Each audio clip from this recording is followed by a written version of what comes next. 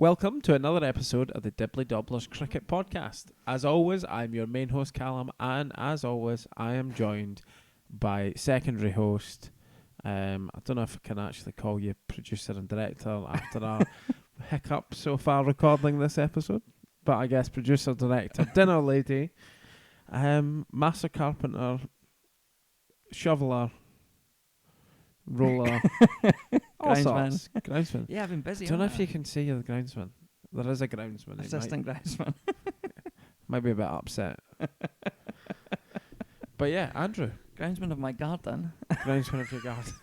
Landscape gardener. Done a bit of that as well, to be fair.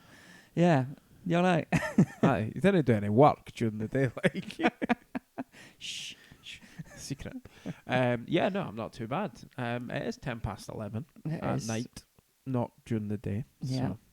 So, we have decided to start recording the podcast after we net because basically it was just taking up too much of our time and our wives were unhappy with that fact. So we thought we'll do it this way. But yeah, it doesn't help when nets overruns by half an hour.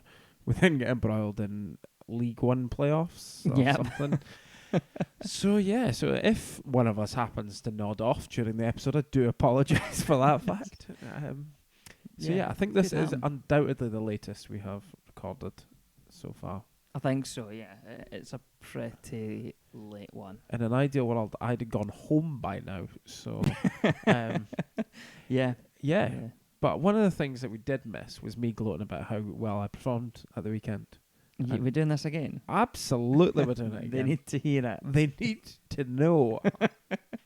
Go on then, what were your figures? 4 for 10, 15 not out. What did we bowl them out for, Andrew? 19. 19. How many overs did you bowl? 0. What was your run scored? Oh, I didn't need to come in. You and the other opener did the trick. It's pretty much me, but anyway, don't want to go into that too much. I mean, 15 of the 20, 2 wides. So. Any buys? No. Yeah. So, yeah, shoulders were a bit sore on Sunday, that's like to say. It was a convincing victory. It was absolutely convincing. Anyway. But thankfully for our team of the week, I'm not allowed to be in it. Otherwise, you would have had yourself at 1 to 11. Absolutely. Player of the week would have been nailed in. Doesn't matter that you've got several people out there who have scored tons and big tons, but yeah. Percentage of runs though. Mine was beating these people. Let me tell you that. Yeah, right. But yeah, so we put out on Twitter because we rescheduled our recording. Already the team of the week, so some people may have already seen this, but we're still going to go through it anyway for those people not on the Twitter sphere. Indeed. So who have we got, Andrew? So, we've got our ever-present at the top of the list. We've got 3 team of the week. This is our third team of the week, and Craig Wallace has been in every single one of them. 82 runs this week, but an absolutely obscene strike rate. 34 balls for 82 runs. Yeah, he's going to score 100 off 1 ball by the end of the season. Yes. I think the boy's seeing it pretty well at the moment. I think so. Beach ball. Yes, indeed. Ian Stonebridge of Fruki, 193 off 111 balls against Dundee High. Bryce Carnegie for... Was it 92? Yeah. Against Perth Ducat. That came in the T20, didn't it? Yeah, so that was pretty good going. Yeah. I wasn't able to find out exactly how many balls Bryce got as 92 off, but given that the follow wicket, it was 139 for 2, and Bryce made 92. Yeah. I'm like, yeah, that's probably about 40 balls or something-ish, I'd have thought. So it's going to be a healthy run rate on that one. Yeah. Or strike rate, sorry, not run rate. Strike rate, indeed. Apologies. Yeah. Gareth Walmerans of Stonywood Dice, 99 off 136, and 3 for 25 from 6 overs against Arbroath. Yeah, not the 2 wickets I gave him originally. Indeed. Stonywood. Thanks for pointing that out, guys. Indeed. My eyesight's failing me for. I mean, it does get a bit small. Yeah, so he scored 117 off 86 balls. And took 3 for 28 off 7 against Gordonians. And then scored 154 not out in the Scottish Cup off 124 balls against Drumpellier. Unfortunately, the Drumpellier innings is missing, so I have no idea how he performed with the ball. Good chance he took some wickets there as well. Yeah. But if someone would like to put a scorecard up, I would actually know this information. Yeah, that'd be great. Usman Saeed of Perth Ducat, 55 not out, and 2 for 15 off 4 overs against Arbroath in the T20. And then 85 and 2 for 8. 2 for 8 off 4.3 against Forfeishire's second 11 on Saturday as well. So a solid week from Usman. Brock Ditchman, this was a cup game, wasn't it? This was the Scottish Cup, yep.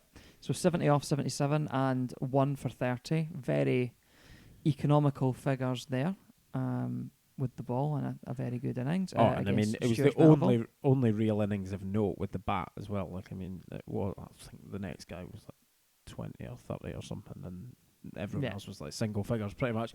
So it was a big step up with the bat. Yeah. Michael Leask of Forfeishire, 4 for 23 off 8 against Falkland, and 57 with the bat and 1 for 17 off 7 against Arbroath. Hayden Guest of Magle, 4 for 14 off 3.5 against Arbroath 2s. Addy Hedge of Gordonians for 3 for 11 off 4 overs. Presumably that was a T20 performance. Yeah, that was in the North East CS T20 qualifier. AGSFP, what does that one stand for? Aberdeen Grammar School former pupils. And then finally, Glenn Carnegie, 4 for 34 off 10 overs against Arbroath. There were some big performances didn't make Team of the Week this week.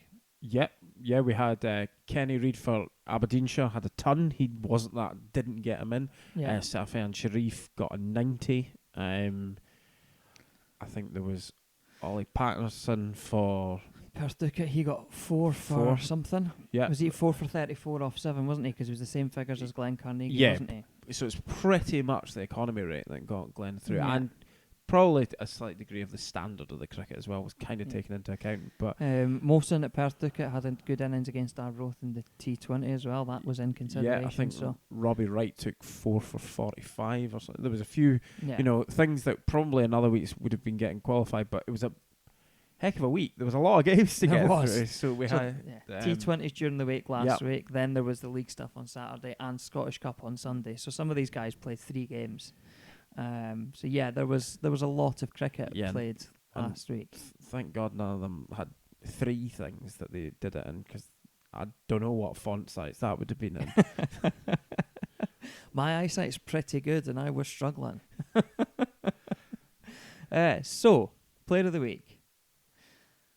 I think really there was only one. Well, I think there was 2 that you could consider. Yes, there was probably 2. Yeah, that's probably a fair point. So, the one that probably just missed out was Ian Stonebridge with his 193 off 111. Most weeks, that's probably getting you a Player of the Week award. I would suggest so.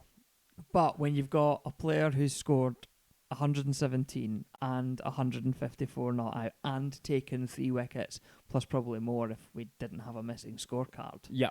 You can't really ignore that. So Player of the Week this week is Aberdeenshire's Diane Forrester, who he's their overseas professional, isn't he? Or is he an amateur? One of the 2. I think he's a professional. But the overseas player. But he has had a pretty strong start to life at Aberdeenshire. He's been very impressive the first few weeks of the season. Definitely has stepped up to the plate. He's one of these that if Aberdeenshire don't go up next year, this year, for next year, it'd be the type of thing I would imagine there might be a couple of clubs playing a standard above who might be going, might fancy him as our overseas player next year. Yeah. So, or down south and things like that. So, fantastic start for him. Yeah. So what league table we're going to look at first? We're going to just start looking at league tables now. Yeah, kind of. I mean, okay, one of the first week was kind of rained off, but we'll go EPL first. So we've kind of got a Calais region sandwich of Edinburgh clubs going on. in Yeah. the EPL. So here's the EPL table after most teams have played 2 games. The odd one have got 3 completed games. I think it's just Watsonians and Stumel, the only ones that have completed 3. But yeah, you've got Forfarshire leading the way and Stonywood Dice in second. And then at the bottom, you've got Arbroath and Falkland, who unfortunately are the only 2 winless clubs in the EPL. Yep. So yeah, Forfarshire setting the early pace. Obviously, 2 wins from 2. Stonywood 2 wins from 2, and Heriots have 2 from 2 as well. Yep. I would suggest Forfarshire have had a fairly easy start to their campaign. They're probably actually quite unlucky that they aren't 3 from 3. They were going like a train against Stonywood Dice in week 1, but the weather just got in ahead of them, and because they weren't many runs away, but they got like 110 overs or something mental. So, but they're, while perhaps they look like they're way stronger just now, I think that will balance out over time, because Heriots, will play Stewart's Melville and Falkland as Forths have. So, I think that will balance out. But at the same time, it's impressive, Craig Wallace ever present in our team of the week. Yeah. And not involved in the Scotland stuff. That could be a big factor for them. Heriots are going to lose a good few people to, I can't remember off the top of my head exactly how many they got in the squad, but there must be 4 or 5 of them. Forths only lose Leask? I think it is, yeah. It's only Leask that they're losing. So, yeah, they're going to be quite settled throughout the season. So you'd fancy that they would be looking to try and, get a good lead ahead of Heriots. Heriots, of course, they signed Neil Alexander. I think it is Neil.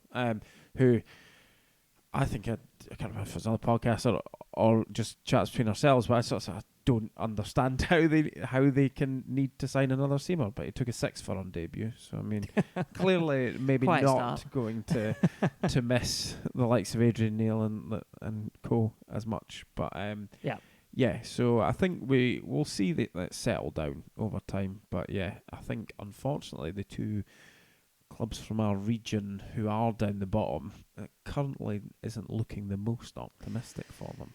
Yeah, I think, to be honest, they could be in a kind of direct fight between themselves. Quite possibly. At the bottom. Certainly that's the early indications. Yes, I think Stewart's Melville will end up, I think, also falling back into that fight as well. I think by all accounts it was a bit of an upset when they knocked over Watsonians in week 1 and were the early leaders. Yeah. But even if it's just for now, it's good to see a couple of clubs from our area are leading the way, representing. Yeah, indeed. So let's have a look at the NEC as well. So again, most teams 2 completed games. Aberdeenshire have 3 completed games because they were able to beat the weather in the first game, and they had beaten, I'm trying to see who else last day, it was Canlock. Yeah. It was, yeah. In week 1. But Meagle, Aberdeenshire and Fruki sort of leading the way at the top. They've all got a 100% record.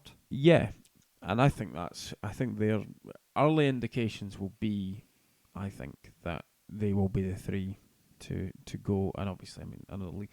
But I think even before the season started, for me, I think Meagle and Fruki looked like the 2 strongest teams in the league. And yeah, I mean, Aberdeenshire were right up there. The question, and the thing is, they fairly comprehensively beat Gordonians, who I would have probably thought would likely have been in that North group the most likely challengers to be the best team in that area. The big one, I suppose, that could in that North group be for Strathmore. They've got their overseas player who's come in, Tian Bretts, and had a heck of a start in T20 against Porthducat through the week. Yeah, there was no result in that game. No rained result. Off, but what did he score? Was it 64 off 29 balls or something like that? A really brutal start.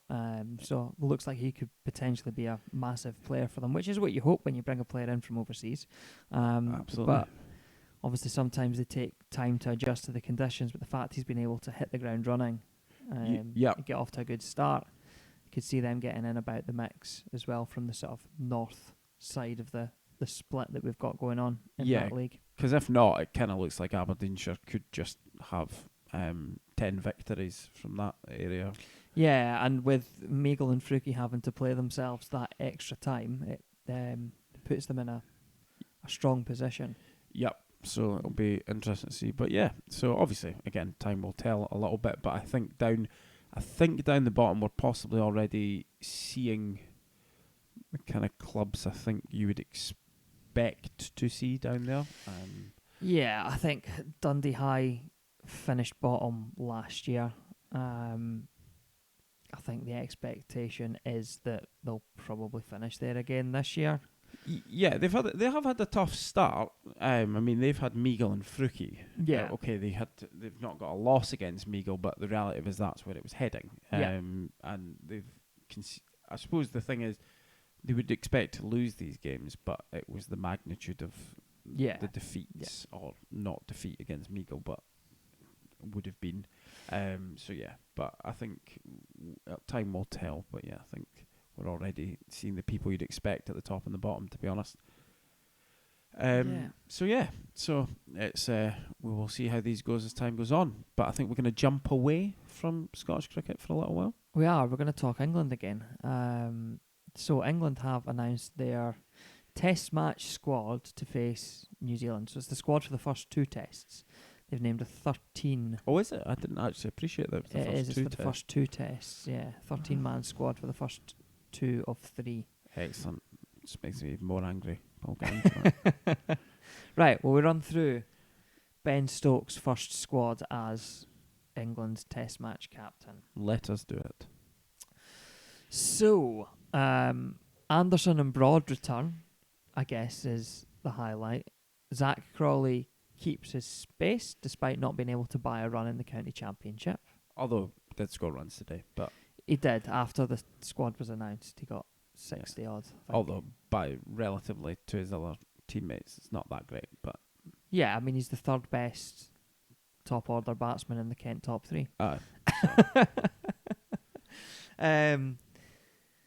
Yeah, so we've got Anderson, Bairstow, Broad, Brook, Crawley, Folkes, Leach, Lees, Overton, Matthew Potts, Ollie Pope, and Joe Root. So, kind of lots to discuss there, isn't there? Aye, Matty Potts, I was on that bandwagon way before the rest of you people on Twitter. I'm just putting that out there right now. So there's evidence. Andrew, you can back me up on this. You can. You were last summer. You were talking up Matty Potts. Oh, about him. So I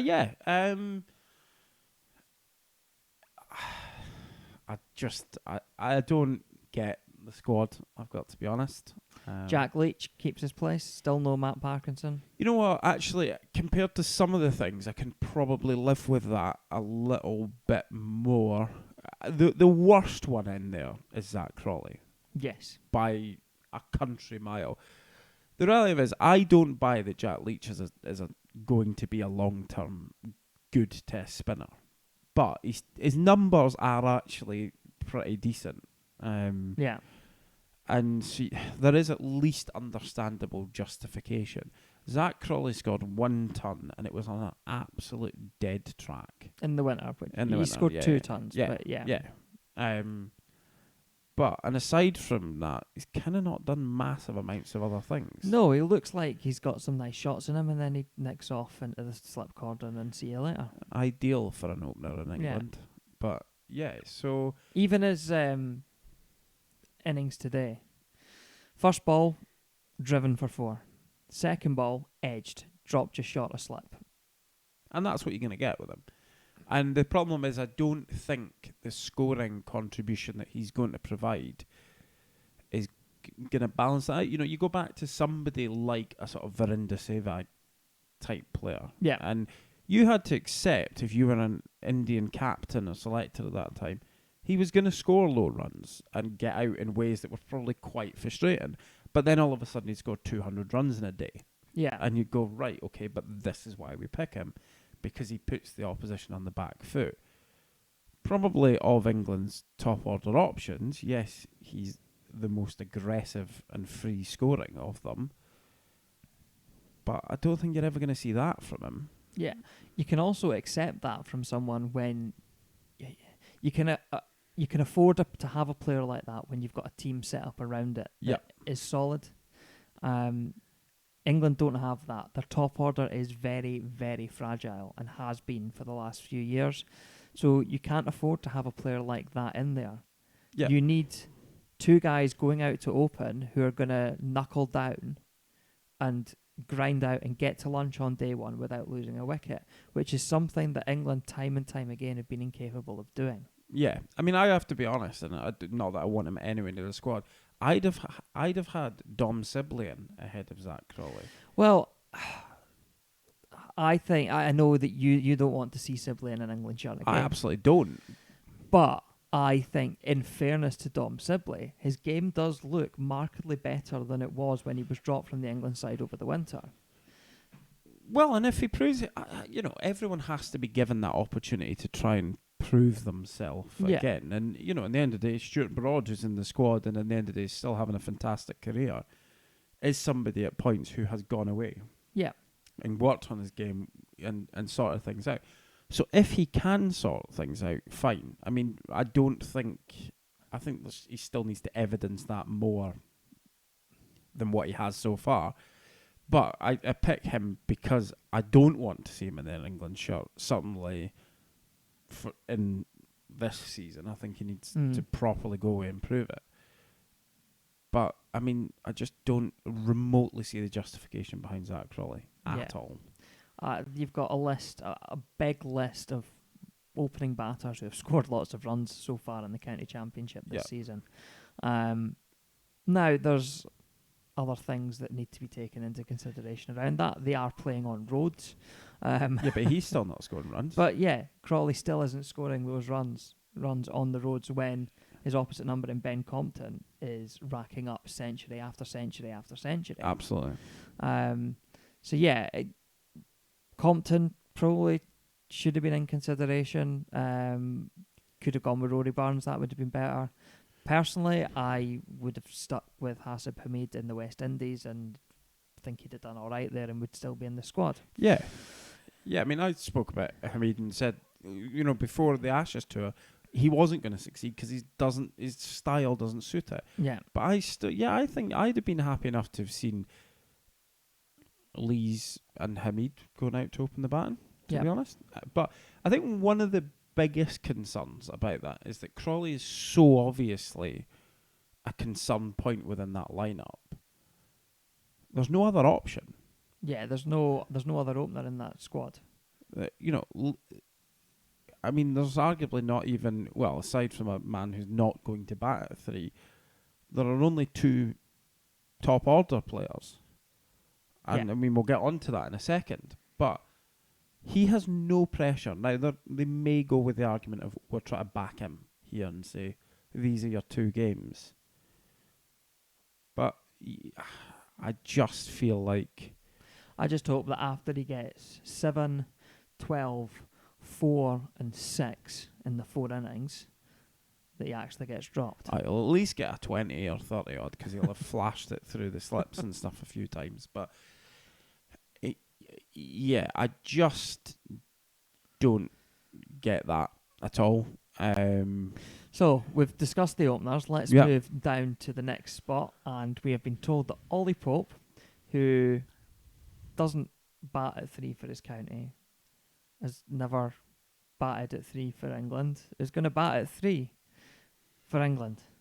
Yeah. Look, I don't want to be too hypocritical on this point, because I have actually said I could see potentially Pope being in England number 3. I think long term Ollie Pope is the answer at number 3, but he should not be thrown in there. But he needs to go away and play domestic cricket at number 3. Yes. Or open. He has to play in one of these spots Yeah. where he's facing that new ball. And I think Pope's continued selection, I still don't understand either, because he just fails time and time again in the Test arena. And the argument that he is obscenely good in county cricket. On a road. His numbers are ridiculous. His average away from the Oval is still ridiculous, but he's never scored a century north of the River Thames. Yeah, but you've also got to, Graham Hick, Mark Ramprakash, these guys had very good, very, very, very good domestic careers. Yeah, but and Pope's numbers are even better than that. Yes, they are. But the point is that you can't, there are some people who just can't step up. Yeah. And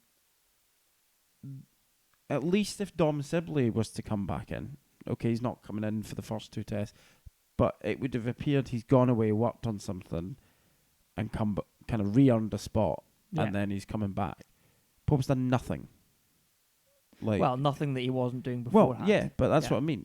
There's no change. He's failed so far. And, this is systematic of this whole squad. It's just we're going to try the same thing again.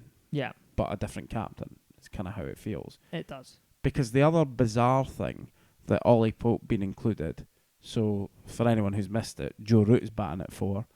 I think everyone's probably happy enough with that. It's his best position. He's our best batsman, or he's England's best batsman. That's fine. But the fact that Harry Brooks there tells you that the next spot is probably the one that's up for grabs. Yes. And Johnny Bairstow was England's second best batsman in the last 12 months. Yes. So that makes no sense to me. Yeah, I would agree. I think Bairstow probably... Well, Bairstow doesn't have a great record at 5. And he's going to bat at 5 because Stokes is going to bat at 6. Yeah.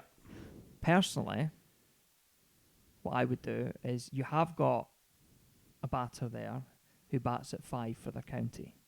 Yeah. In Ben Foakes. Yes. Put Foakes at 5. Put Bairstow at 7. I don't know if I like that, personally. But I can see where your point is coming from. There is also another argument to say that Bairstow has batted at 3. He has, but Pope scored scored his runs there. In the middle order. Yeah. I think though that 3 is a problem position for this side. I think that you could have a very solid 4, 5, 6, and 7 going Root, Foakes, Stokes, Bairstow. Yeah. I personally think I would be playing Butler at 5 because of Butler. The fact. Oh wow! Sorry, not Butler. Bairstow. I would never be playing Butler. Butler should never play red ball. It is 20 to midnight, so I'm gonna. And I'm just so used to, for no reason, Butler getting picked ahead of Bairstow. So, I would have him at 5 because I feel like he has earned his. Once you move him down to 7, it becomes kind of not really a batsman position anymore. You're kind of and I think aside from Joe, he's earned the right to kind of stay where he is. And okay, him and Stokes would swap in the order, so I don't mind. I have advocated for Stokes at 6 for a long time as well, so I've no issue with that. But I feel like Johnny Bairstow did enough in the last 12 months to actually earn the right to be the incumbent in the side, whereas actually I feel like some of the other incumbents that they've stuck around with don't have the right to that. And I think it would be pretty poor if Bairstow's Harry Brook, another Yorkshire guy. So, at the end of the day, I'm like, well, fine, whatever. Propping up England as always. But I think he will be a fantastic Test match player. I think he'll probably be a very good all formats player. But I don't think it would be fair on Bairstow to drop him. Yeah. At this point. Oh, I get the point. The one while we're still on the batters side of the squad, the one player that is missing through injury rather than anything else, and probably, well, they might come into the squad as well, actually, is Dan Lawrence. Yeah. He's obviously missed a month or so through a hamstring injury. He finished up on day one of the latest round of the county championships on 100 not out for Essex against Lancashire. It's pretty easy to score runs against them. Facing a test match level attack with Hassan Ali, Jimmy Anderson, and the ever omitted Matt Parkinson. Just putting that out there. It's clearly not a test standard. Easy spinner, pie chucker. Do you think if Lawrence does come back in, he'll challenge Pope for the number 3 spot? Well, I mean, I would have probably given Lawrence the shot at 3, and I can understand with the way kind of the order was shaping up. Yeah, I would have gone, well, fair enough, give Lawrence the chance. And he has probably statistically been, the third best batter over the last 12 months or yeah, so? he's the only other one, aside from Saki Mahmood with his 49, that kind of gives him an average over the last 12 months of 52 or something. He averaged just over a touch over 30. So he's the only other one in the last 12 months to have broke with Root Bairstow. Yeah. He's the only other one to have broke 30 now. Only just because it's like 30.3. But yeah, and he's somebody that I at least feel he's gonna grind. He's kind of not gonna be like he's gonna grind for you. I feel like he's kind of, you just get that air of he's got that fight in him, which that's one of the big issues I have with Ollie Pope, is I don't think he does. I think he likes to play his sexy shots, but it's like, but you're like not doing it at the right time, or you're just throwing your wicket away. Yes. And yeah. especially at 3, I'm like, that's not what you want. Yeah, absolutely. He needs to knuckle down when he gets that chance. Right, bowlers. So Broad and Anderson return, as they should never have been away in the first place. Yep. Do you know what? I think they'll both play the first test as well. Oh, well, maybe, yeah, okay. Which means you've probably got 2 from 3 with Jack Leach, Craig Overton, and Matty Potts. Yep. What you doing? What am I doing? Yeah, what you doing? I'm omitting Craig Overton, but even though he probably, actually, out of the 5 bowlers, I think is probably the most likely to play, because I think the batting he will offer at 8 is probably what's cute. He's kind of the long tail, isn't it? If he's bowling not all-rounder. But you've still got to take 20 wickets in a test match. Yeah. And I don't really want to see Anderson, Broad and Overton, because New Zealand are a very good team. Yeah. I think Matty Potts has to play. Yeah, and I actually think I saw something when I was while we were watching the football, that I think it was Rob Key himself has kind of come out, and I didn't read the full thing, but there just seems to be this kind of buzz around him, and it would be an odd buzz, especially to have been some of the words come out of Rob Key's mouth himself, for that to be there and him not to play. Yeah. And I think they're going to play Leach. So, I mean, I would just going to have to go with Leach at 8. Leach at 8. Leach at 8? I mean, he did open. As a night watchman. What? Leach at 8 gives me the absolute fear. He's a number. He is still a number 11. He's possibly a number 10, but I get your point. Yeah. But I still think you have to pick a team. You pick 7 guys to score the runs. You do. And ultimately they have to stand up and be counted. And England can't. It's fine if you've got Wokes available and whatever else, who or certainly at home, who offers you that genuine both. Or Sam Curran. Or a Sam Curran, I think unfortunately Craig Overton will forever be a very, very good county standard player, and I'm just not sold that he's going to be that test option. But I also just don't like the idea of 3 seam bowlers who kind of do the same thing. Because Anderson, Broad and Overton, they're all in that similar sort of pace. They're all kind of, English style kind of bowler. I know Overton's a bit taller, but... Yeah, I mean, the issue is that the England seam bowling department is currently pretty much all on the treatment table at the moment. You've got Archer, Mahmood and Fisher have all been ruled out for the summer with lower back stress fractures. I mean, Archer should never be anywhere near the test team anyway, but... I know, but as someone who has been a regular player up to this injury, Ollie Stone's injured, Mark Wood's injured, Chris Wokes is injured, Sam Curran is on his way back from injury, but has only bowled something like 7 overs for Surrey. He's playing purely as a batsman at the moment. He bowled spin as well in his last game. He bowled some overs of seam. He thought he was Ollie Robinson. And another one who, he bowled spin. Apparently he bowled left arm spin.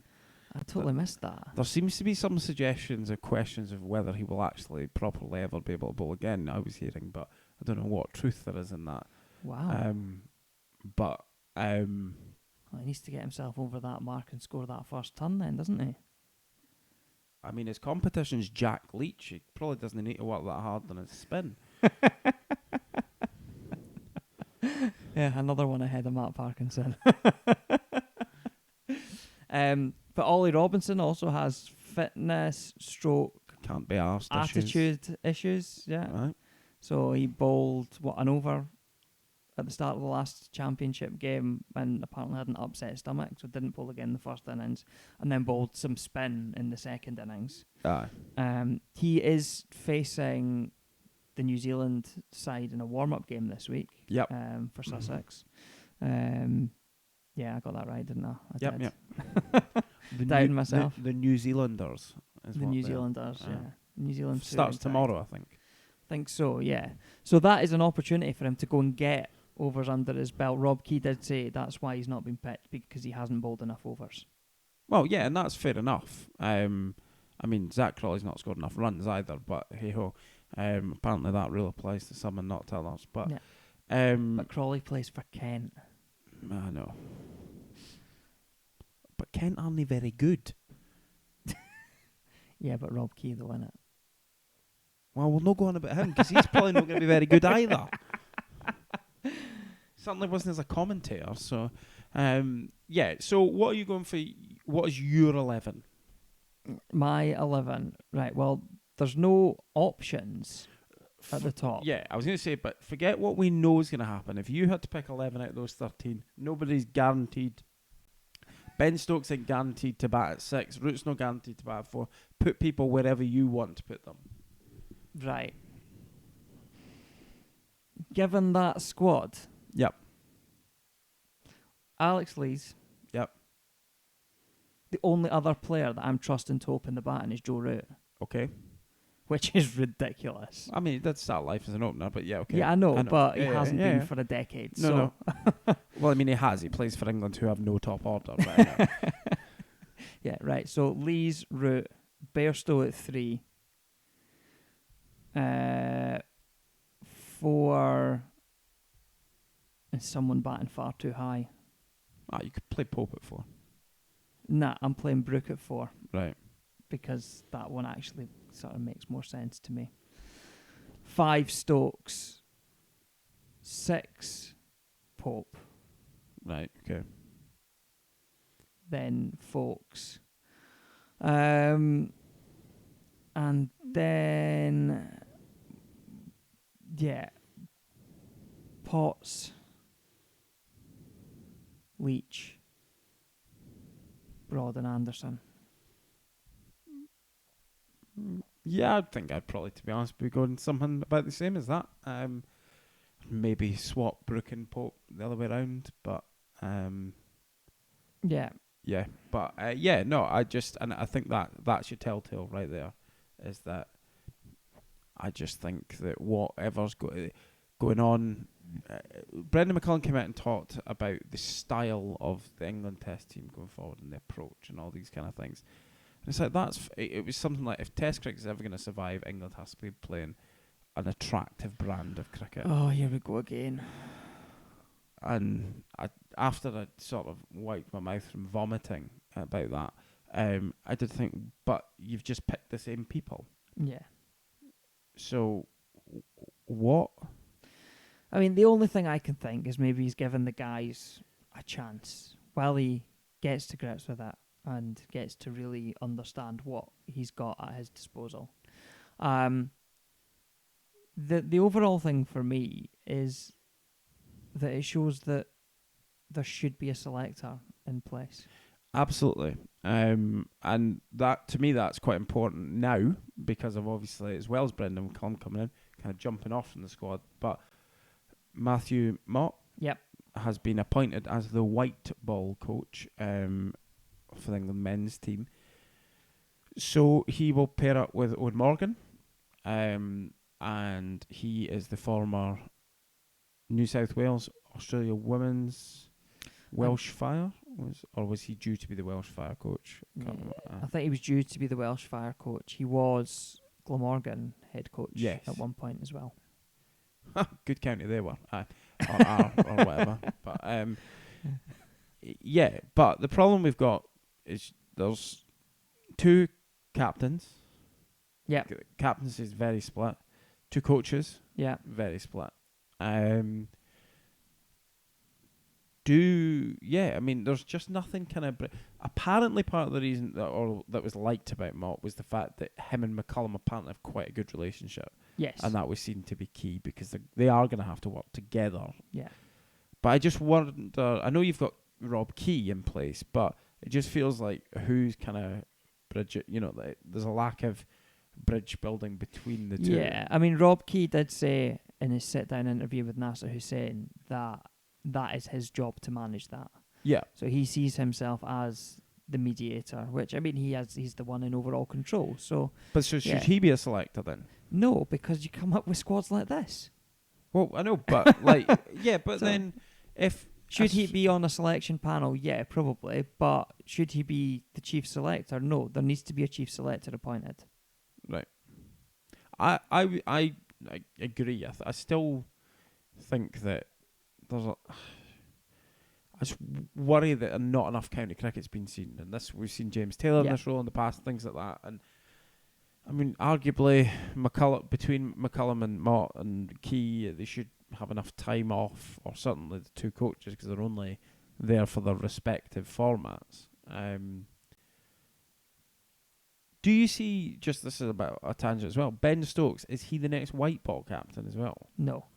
Joss Butler's the next white ball captain.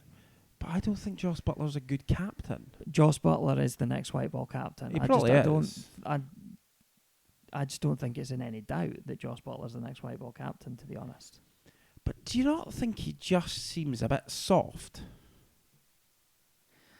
I don't know if he's soft. The thing said about Butler that you've heard quite a few times is that he's a guy that doesn't say a lot, but when he does say something, the team listen to him. Now, how does that work as a captain, where a captain needs to be quite charismatic and leader of the troops? I'm not sure. But if you have an able sort of vice captain who can be that, so maybe Stokes works as the vice captain of the white ball team. I just think the problem. I think my issue with doing that is if you're saying you're the red ball captain, the white ball vice captain, and you've got. I think that just becomes a bit confused. I feel like if you either make Stokes the white ball captain after Morgan, or he isn't involved in the leadership of the white ball team at all, I feel like it becomes too confusing if you do that. To me, because it's just I can understand that. I just think Joss Butler's next white ball captain. It just becomes the exact same situation as Joe Root as the Test captain, in that the only real leadership they've got is by leading by example. Yeah, and that only gets you so far. Yeah, I don't know. I think Butler's got enough about him to. I think he at least deserves the shot. I don't buy that he's a leader whatsoever, but we'll see. That probably means England will absolutely appoint him as the captain. So. Well, I don't think, to be honest, it's in any doubt. I would quite happily put money on Joss Butler being the next white ball captain. We'll ensure England. that Andrew does that in between the next episodes. Anyway, we're going on a bit because it is approaching midnight and we still have to wrap up. So I think that probably wraps up our England conversation for the time being. It does, yes. Sure, we will be back on to slag them off after they've been absolutely gubbed by the Kiwis. Yes, indeed. Am I allowed to call them Kiwis? I hope I am, because, I mean, I have. So, there we go. Yeah. Well, I think that one's still allowed. Yeah, well, here's hoping. I got a bit panicked by the next graphic. That's why I paused, but it's fine. I've realised what it is.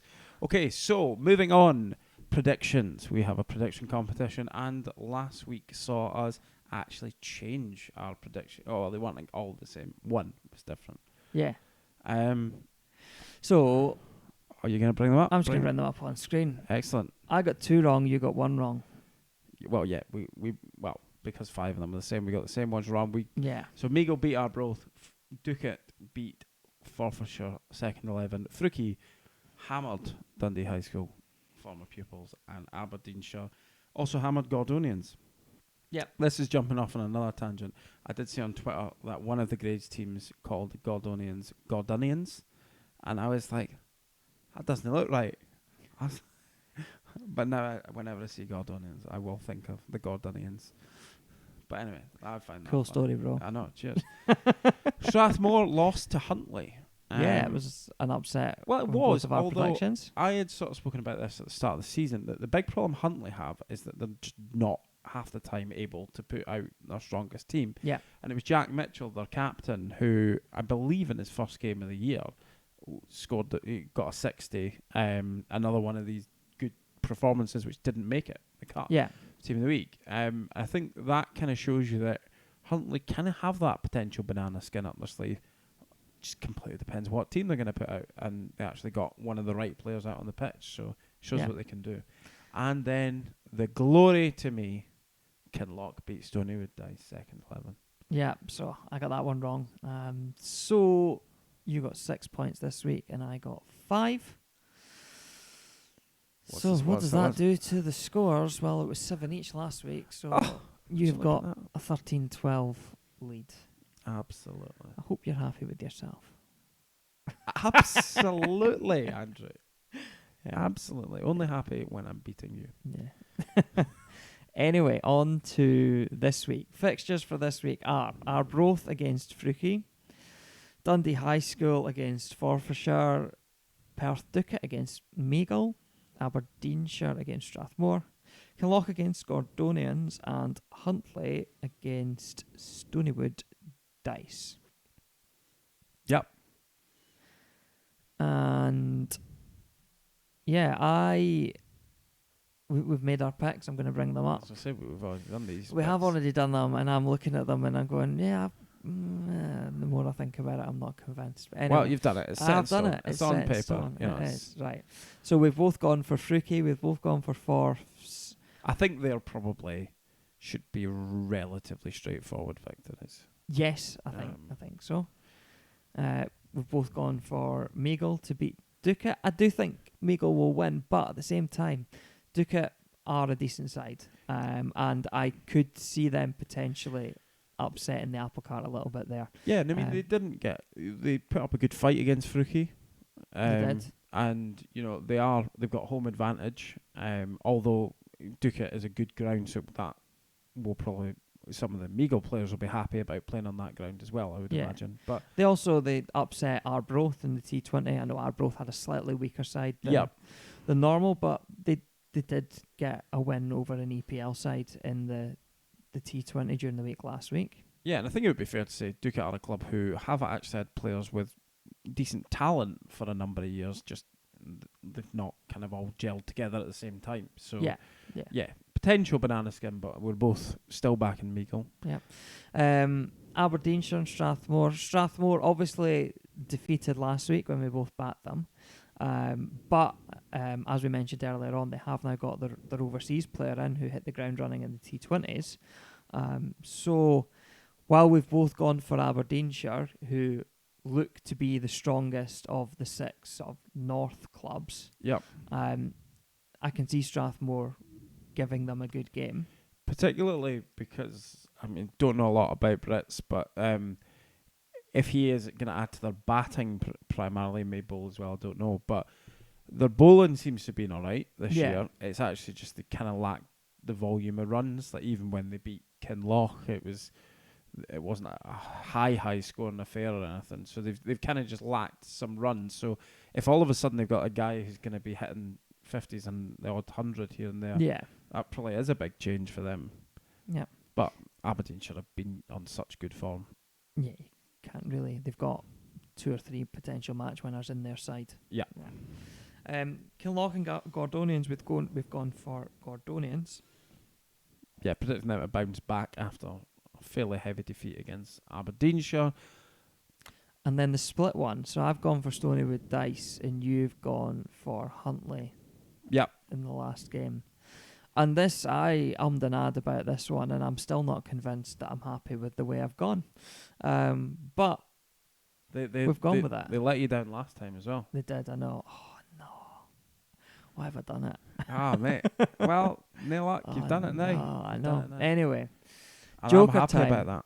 Joker time. It is you first. my turn to pick first.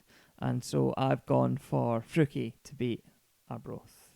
And it's probably not surprising given my earlier comment of those 2 games being the ones that are going to have probably the most one-sided of the affairs. So I have gone for Forfarshire. And if this works, it might work. Who knows? We'll try to do some magic on the... It's not working, Andrew. It's not working. Oh, that's a shame, isn't it? Oh, there it is. There it is. Boom. They're up. Screen. Oh my word. There's a bit there's a bit of a delay. Yeah, you need to hit save earlier. Aye. But then I know, but I can't time it. Knowing my luck, I'd hit it and then we wouldn't have finished. Yeah. Especially me, I never say anything quickly. So. Anyway, so there are our week 4 predictions.